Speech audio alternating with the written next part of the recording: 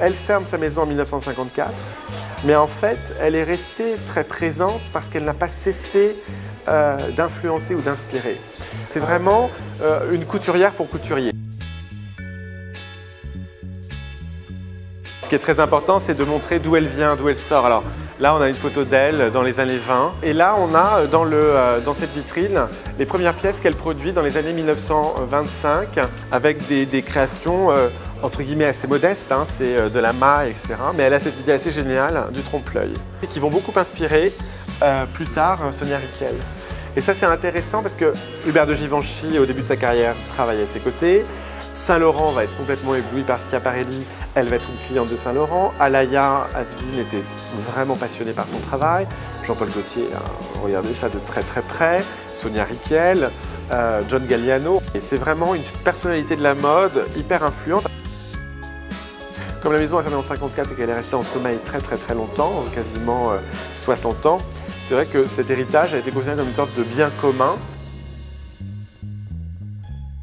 Elle travaillait souvent ses collections sur un thème, ça c'est assez précurseur, elles ont souvent un titre sur lequel on peut communiquer, raconter une histoire avec des mots très précis. Là par exemple, on est devant une vitrine qui rassemble 5 modèles de la collection païenne qui est présentée en 1938, beaucoup marquée par le rapport notamment à la nature ou à l'Antiquité.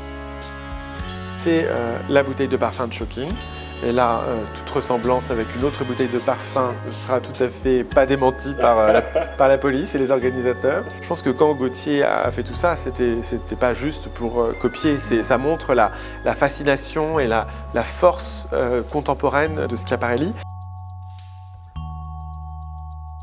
Alors, parmi évidemment les grands artistes qui vont avoir un rôle fondamental pour Schiap, il y a Jean Cocteau.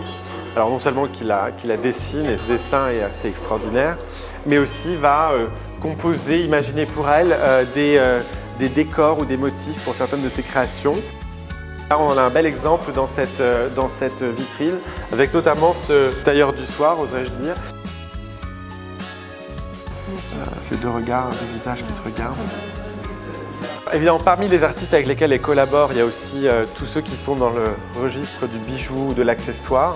Alors on a 2 boutons ici de Giaco et on a la chance de pouvoir présenter ce tailleur de Schiaparelli pour Marlène Dietrich, où on voit les fameux boutons de Giacometti.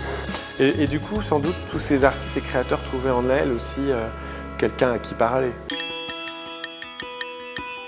Le spectacle, c'est son association et son amitié avec Salvador Dali. On a une très belle photographie là où ils sont aux courses tous les deux. Leur collaboration, leur amitié s'incarne dans plusieurs pièces de mode et qui donnent naissance en 1937, la collection de l'été 1937, de cette fameuse robe Omar, qui est une robe du soir et qui a bien des écarts avec l'icône de la mode.